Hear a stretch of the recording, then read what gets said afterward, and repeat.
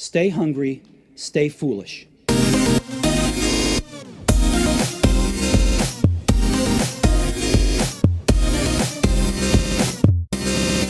I want to thank our sponsor Zai, boldly transforming the future of financial services with a suite of embedded products and services, enabling businesses to manage multiple payment workflows and move funds with ease. Check out Zai at hellozai.com. Let's get into SuperTrends with Lars Tvede. I thought we'd launch straight into the biotechnological revolution, life as computer technology. And this involves J. Craig Venter, CRISPR-Cas9, monogenic disorders, GM crops, and loads more besides. And having decoded human genes, the development of biology will follow the main trends in the development of computer technology. The planet is a supercomputer. It's a spontaneous supercomputer. And it became a supercomputer because of RNA and DNA. And that computer is just evolving itself. And then it created us humans, and then we created what we call computers, which is not organic. And then there's a whole culture and ecosystem around that. And we are familiar with that. And certainly we realize that life is also a computer. And then and it's pretty difficult to figure out how you crack this. But now we have cracked it, and then what I say is that a lot of the themes and the experiences we have from traditional computing will just be replicated when we now work with life as a computer. And funny enough, a lot of the vocabulary is similar. So we have worms and crawlers in our computers, but we also have in real life and viruses and so on. One of the big breakthroughs was CRISPR, and we don't need to go into the technical details of CRISPR, but the breakthrough came. It was interesting because you studied, you were saying about agriculture, etc., and understanding how to make cheese. It was during the understanding of yogurt that actually they discovered CRISPR, and they discovered how it would attack and then disassemble other DNA and store it, almost like writing down notes of kind of going, if they attack us again, this is what we're going to do next time.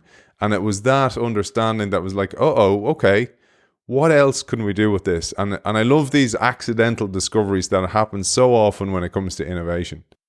The bacteria that you use for making yogurt, they got attacked by these bacteriophages, and then they just cut them up. They kill them, and then they cut them up. So imagine somebody breaks into your house, and then you say, I kill you, and I cut you off, and I put you in the freezer, so I will not forget how you are. So it's a bit morbid, but that's what they do. And it's a bit like RNA vaccine, where you have this string of code, and you can use that string of code to create anti-stuff in this antibodies in this case. The interesting thing was how clever it was at cutting up the genes. So by doing that, it creates this enzyme called Cas9. So this is this technique has already been approved upon, but it was really something that made a breakthrough, because now gene editing is far safer and far more precise than it was before this technology. And it just means that we can edit genes very, very easily. And before that happened, amazing things had already been done. Craig Venter, he had created a virus from chemicals. So the virus is officially not defined as living things, but they do replicate. So they are close to being living things. So he created that out of chemicals. He managed to take a bacteria and then change it to another species without killing it in the process. So you just take the DNA out, you put another DNA in while it's still existing. So it's a little bit, you remember the movie called The Fly, where this poor guy slowly turns more and more into a fly. Bits fall off. Yeah. I was telling my kids about it. I probably scared them for life. So he does like a mild version of that. It's not so appetizing, but you can do a lot. And And then, of course, you start thinking about, okay, what do we want to do? And that's where the more you read about it, the bigger the prospect just seem. I don't know where you want to start. We'll jump around the place. Let's talk about, for example, the idea of a digital Noah's Ark. So we can store the DNA code of animals that have gone extinct. We can remix them, like you talked about the drum and bass track with a bit of trumpet in it earlier on. We can remix like a track on a mixer. We can designer code and the ethical elements about that. Do we design our code? How do we do it? We can keep pets alive, as you talk about. There's so many places. You just bring it wherever you like. Now we're within sustainability, and it's true that if we made a physical Noah's Ark and we had two of each, that would not be enough, and also they would eat each other very quickly. So in the end, most species would be gone again. But there are different analog efforts, of course, to preserve threatened species. There are all these seed banks where you have collections of plant seeds and store them in a way so that they last very long. You have zoos that include some animals that are very close to eradication. But from the most fundamental point of view, if we think that we can recreate species as long as we have the DNA sequence, then it is a very big task simply to sequence all DNA of all life. And so the question is, can we, if we have the DNA, can we recreate an extinct species? And the answer to that seems to be yes, we can. So it's pretty complicated though, because it's not enough to have one. I mean, you kind of think that the minimum number of animals in order to have a sustainable population without huge inbreeding issues is maybe 50. So let's say we want to recreate the Tasmanian tiger. What if we need to recreate 50 different ones, and they shouldn't be identical like siblings, and they also have to make sure that there's a natural habitat where they can thrive. So it's certainly much easier to keep species alive to recreate them. But a lot of species have been lost, and the megafauna that was lost was mainly lost at the end of the last ice age because there was massive climate change. Like what we experience now is like tiny compared to what we had there. The sea levels rose 130 meters within a very short span of time. Climate changed, and then the humans then migrated. It opened up the possibility for humans to migrate into new areas. And then you had these big, fat, slow species. And of course, humans killed them. So they killed a lot. But many of them, we have the DNA. So we have frozen samples or other things. So we have the DNA, and you can recreate them in different ways. One is to take a living species that resemble them, and then over a number of generations, just modify the genes so they become more like that other species. Another one is to do like in Jurassic Park, where you actually simply go in and you take an egg, for instance, and then you change the DNA. You simply put in the DNA of something else. And this is like when Craig Venter, he takes one bacteria, change into another one. So that should be technically feasible to do. You do need to have some species that reminds enough of what you're trying to recreate. The problem with dinosaurs, which was in the movie, is that I don't know if we have any DNA that is intact enough to be able to recreate those, but the ones that mainly the mammals that perished about 10,000 years or 12,000 years ago, we can. So that will probably happen, and there are a number of projects underway to do that. Initially just experimentally, but then we will probably see some of these species come back, and some of them might be easier than animals, might be much easier than plants. Yeah, so very important to map all the DNA in the world, and this is well on its way. Craig Venter had a sailboat and was sailing around the world, and then he invited different teams, largely student on board, and then they were just pumping in seawater and extracting DNA, and they found an enormous amount of new species by just doing that. Very, very simple process. So the other thing we can do, which is exact opposite, is that we can eradicate a species that's called speciescide. So is actually there are a number of species that are actually extremely difficult to eradicate. So big species, like the ones that disappeared at the end of the last ice age, tend to be very easy to eradicate, but small ones very difficult. Insects and fish and so on. In many cases, the only way you can really do it is by remove entirely the habitats, and then their life stops.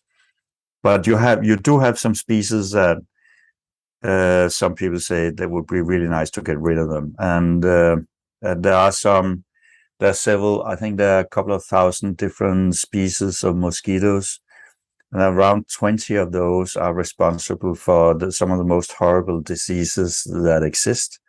So dengue fever, malaria, yellow fever.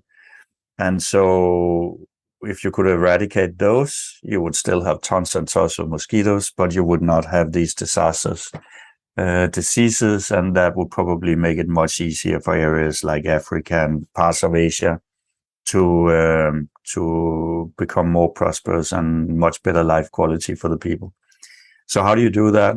You can introduce a genetic change that is passed on, and then after some generations, it triggers, for instance, that all offspring is of the same sex, female or all male. And when that happens, of course, they cannot replicate anymore. So that seems to work. It's been done in experimental settings, and you introduce that in one simple animal, and then after a while, they're all dead. I mean, it doesn't kill anything, but the replication stops. So yes, we can create new species and we can eradicate species like that. And of course, we can also modify species, including most radically our own. But the focus here has for a long time been to modify species that we find useful. So almost everything we eat, it does not at all resemble the natural ancestor. And that includes almost all fruits are very, very far removed from what they came from. Carrots, for instance, are nothing. The carrots we buy in a supermarket are nothing like what they came from. Oranges, etc. So what we eat, it tends to be much bigger, much juicier. It lasts longer. It's easier to treat. It's may be more colorful and so on. And this has been for thousands or hundreds of years just a result of selective breeding. And then more recently that we engineered at a digital level. So we go out genetically and very specifically change something which we are conscious about. So it's actually interesting to follow how that has changed, because in the early days, in order to introduce genetic change, people used something called a gene gun. It's the most insane thing almost I've ever heard about in science. So you have these plants and you want to modify their genes. Then you create in a laboratory the gene, and then you have this gun, and you simply shoot the gun at the plant. So you have this genes that are just coming at a very high speed. And most of them, of course, nothing happens. But some of them actually enter some cells and then do the modification. So that's not how anybody does anymore. And also, I would kind of hate somebody shoot a gene gun into me, because I don't know if something would start growing out of me or whatever. So a carrot growing out of your head. I can think of worse things also, but yeah. So if we look at the crops in our farms, bigger and bigger part of that is gene modified. and that means that it tends to require less land. It gives a higher yield. Can also be more useful in different ways. But I think that is only the beginning of something where we really make designer food, where we design almost from scratch what we want. And we can also remove things that are impractical. I have several friends who have nut allergy, but to such an extreme degree that it's life-threatening, and they're always carrying injection kit, and they might only have a few minutes to live if, unfortunately, they eat the wrong kind of nut. So you can modify these nuts so they don't create this problem. You can modify cassava so it doesn't have isn't as actually a bit poisonous. You can remove that and so on. But you can also modify food so it tastes great, but it's not unhealthy. So I like a bit beefsteak, but I'm aware that especially the fat part of it is not that good. But if I could have the same taste and the fat would be healthy, that would be nice. And Harvey Wildbanger flavored steak. So we can do all of this, and cultured meat, this new technology that is now coming up, is based on genetically modified meat cells or fat cells or similar. And precision fermentation is also modified organisms. And we to grow something, create something by the use of cells is a very old culture, because beer and wine is made in that way, and this is very, very old. And so there we've done analog selection, but now of course genetic selection comes out and becomes more and more efficient. There are now lots of research going on removing the risk of diseases among animals and humans, and also to counteract aging, slow down aging, and even to some degree reverse aging. And I just a couple of days ago I read about all the experiments that are now being done on dogs. So now you have dogs that live substantially longer than normal, and I think many people would think, okay, so it's wonderful you have a dog, you really bond with a dog, but unfortunately it ages so fast, and suddenly it's ill and then it dies. Some people you can clone. I've seen services where you can get a clone of your pet. Not many want that, but I think many would want the pets that live longer. But of course, if they do have that, then after a while, people think, why is it that my dog can live 3 times longer than normal and I can't? I want to be 300 years old, So eventually, I feel convinced that eventually humans will also really start modifying themselves. And you can just say that we do genetic screening of unborn children, and that's now widespread. The first time it came out, many people find it horrifying. We do artificial insemination. We have artificial teeth. We have contact lenses with artificial hips, and there's a very, very, very long list of artificial stuff that people are doing with the body, including stuff that I find like Brazilian butt lift. If you've heard of that, I think no, you remove some of your fat from your stomach and inject it into your butt. So if people are willing to do that, they're willing to do quite a lot. And there have been opinion polls where you ask people the same questions in different parts of the world about the attitude to changing their children, modifying their children. So if, let's say, you could do a genetic check and modification of your children before they're born, and then you ask things like, okay, so if if you find out that your child will have a mortal disease, and you could have a genetic modification to prevent that, would you have it? Then all over the world, the majority say yes. And then that your child will have a disease, it's not mortal, but it will be very inconvenient, will you have it? And the percentage that says yes drops, mainly in the West, so not so much in Asia. But then if you go to, you could genetically modify your child to become more intelligent. Would you do that? Then the majority in most Western nations say, no, that's artificial. But if you go to Asia, there are a number of countries where they say, yeah, of course, I want to have bright children. Yeah, go in and do it.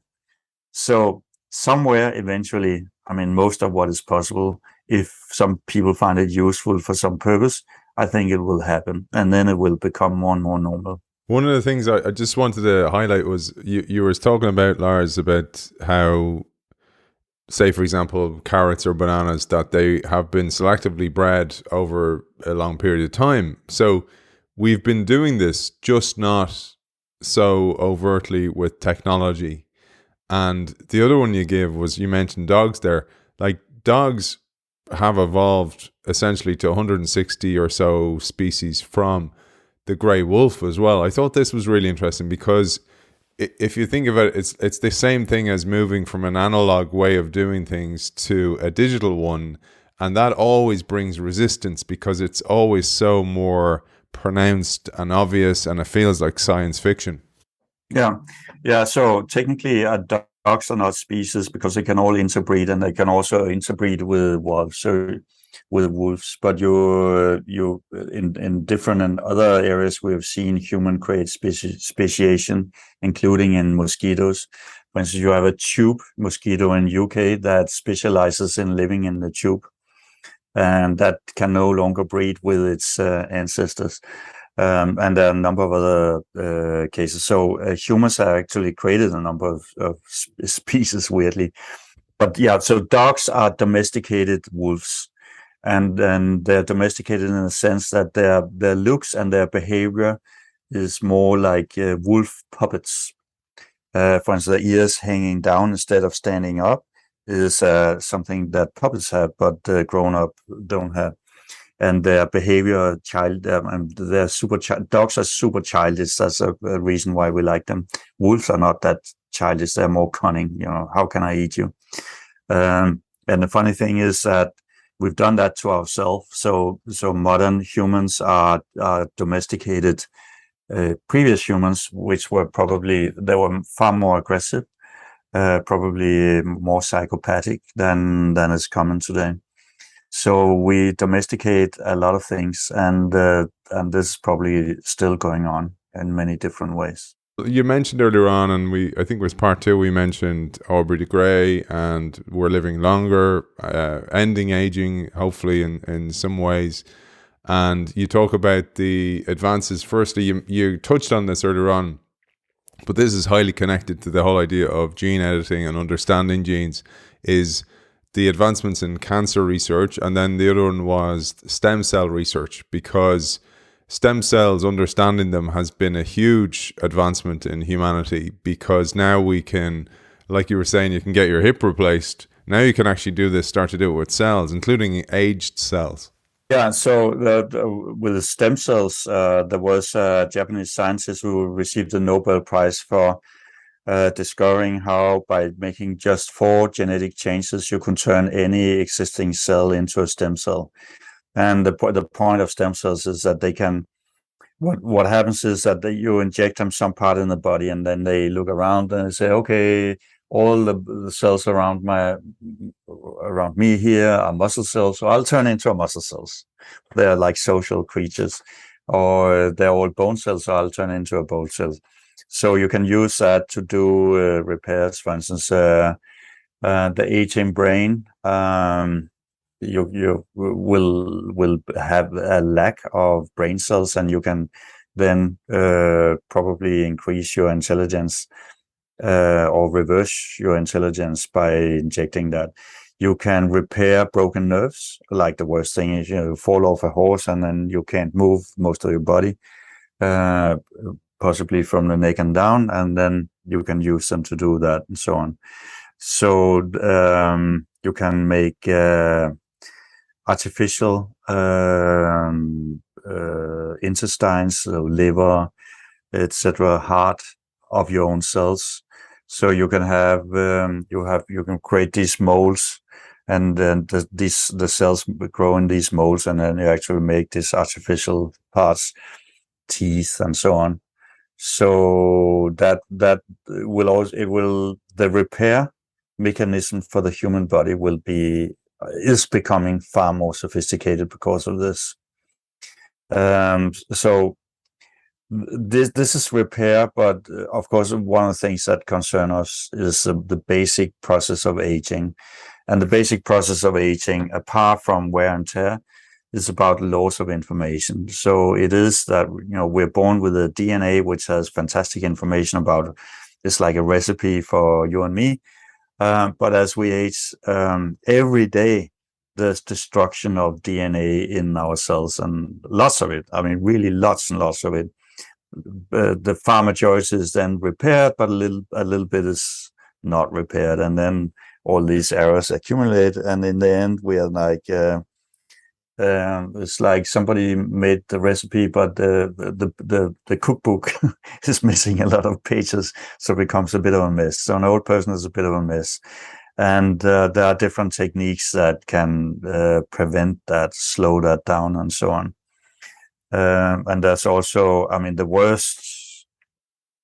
one of the worst causes of this loss of information is that there's something called the Hayflick limit, which is after cells have divided a number of times, it won't work anymore. And the reason it won't work is that at the end of each DNA, there's something called telomeres, and that has no useful genetic information. So you lose a part of that every time. In the end, you've lost all your telomeres. Next time it divides, you lose useful genetic information, and then you get in trouble. So the simple solution is to have longer telomeres, and this can be engineered. And we have found that people who are naturally born with longer telomeres, they age slower and they live longer. So yeah, there's a lot on its way in anti-aging. The magic pill doesn't exist yet, but probably will. We did speak a little bit about that in a previous episode, but within 10 or 15 years, there are probably some treatments that can partially, for a period of time, reverse aging and surely slow aging also. Just one thing on the telomere. There's a book called, I think it's a book called The Telomere Effect, and it was saying actually, if you have a purpose when you're older, if you have a reason to get up every day, your telomeres actually are longer. So it really impacts. It's that whole idea of epigenetics and the biology of belief. It has a dramatic effect on belief, has on telomeres. Yeah, so genomics is very complicated because of a number of phenomena. One of them is epigenomics.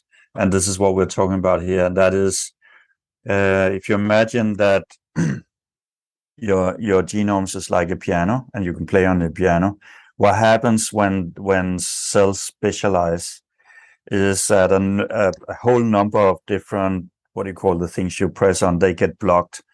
So in the end, you can only play, a very simple tune. Yeah. And that gets blocked in different ways in different cells, and that's all good. I mean, nothing would work if it didn't.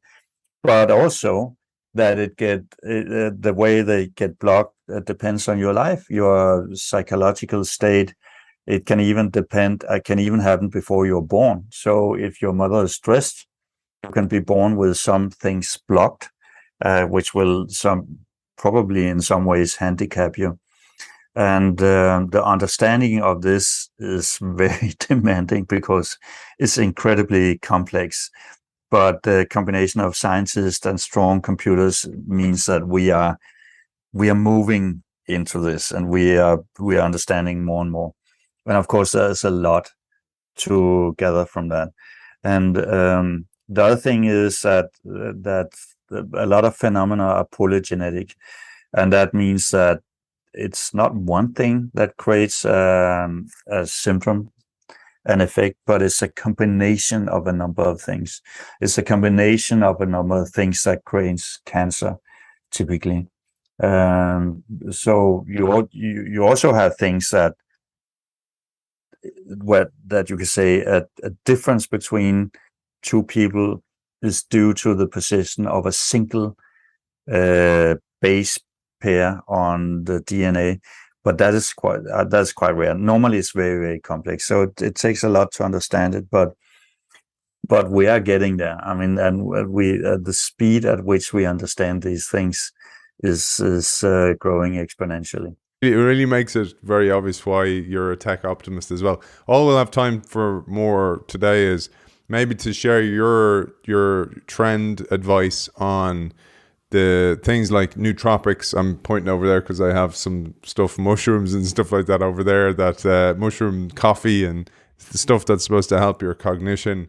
And we're seeing biohacking, we're seeing device IoT, for example, people kind of biohacking and trying to get the best out of themselves particularly in a knowledge economy where your brain is actually your asset, and trying to get your attention better, all this kind of stuff. It's one of the most common questions I have on the show is, how do you read so fast? I'm a terribly slow reader. I'm really slow because I don't just, like, I've sent you my notes. I don't just read, I take extensive notes, and that really slows me down. But it's just, I think it's because of how I attend to reading. It's the way I approach it. And when you're going to be asking questions on it, you read differently, you read in a different way as well, all those type of things. But I thought we'd share as a kind of final piece of advice for people. Maybe it's an entrepreneur out there who has an idea. Maybe it's an investor who wants to invest in a company. What are you seeing in this realm? What is big now is biotracking.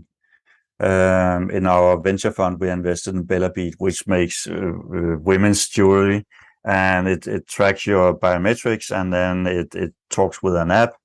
And we have almost 4.5 million paying subscribers right now. So that is super popular. My wife is one of those 4.5 million. I'll tell her she has to wear it now. Thank you. It's going public, I think. I don't think we are very far from a far more sophisticated biotracking. So I myself, I have several times a year, I do a blood test for 200 different things. Once a year, I do a full body MRI. So I do quite, and this is fairly expensive and time consuming, but I do this kind of tracking because I think if you find things early, and then you can prevent a lot of disasters. But eventually, these things will become much easier to do.